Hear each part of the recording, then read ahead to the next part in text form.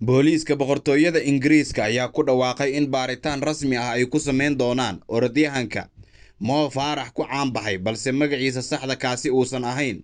Dhawaana documentary ay ka duubtay BBC-da ku sheegay in Hussein Kaahin lagu magacaabo isla markaana uusan ahayn Mo Farah balse magacaas uu la baxay markii uu soo galayay dalka Ingiriiska isagoo ciyaal ah.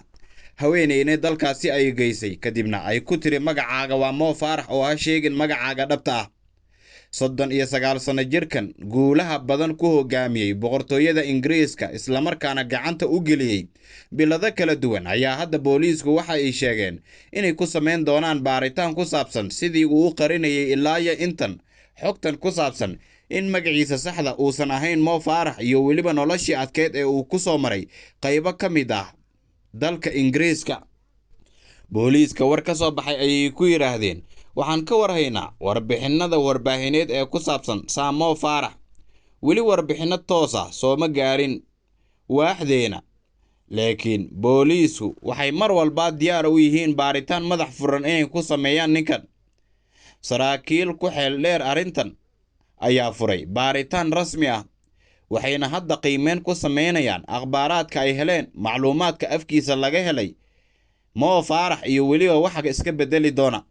Mo Farah oo horaanba qariyay sirtan ayaa dadka qaar waxay tilmaameen inay tahay sir dhiirigelin u noqon karta kumanaan kun oo qof oo dacallada dunida isaga kala imaanaya isla markaana Britain iyo meelo badan oo dunida ka mid ah taga dhibaatooyin kuwan la mid ahna sheeganaya inay la kulmi karaan.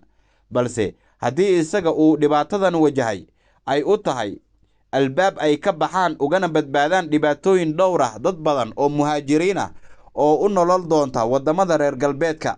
booliiska ma aysan sheegin xilliga ay soo gabagabeyn doonaan baaritaanadooda bulshadan ay u soo bandhigi doonaan tallaabada ay ka qaadayaan Mo Farah.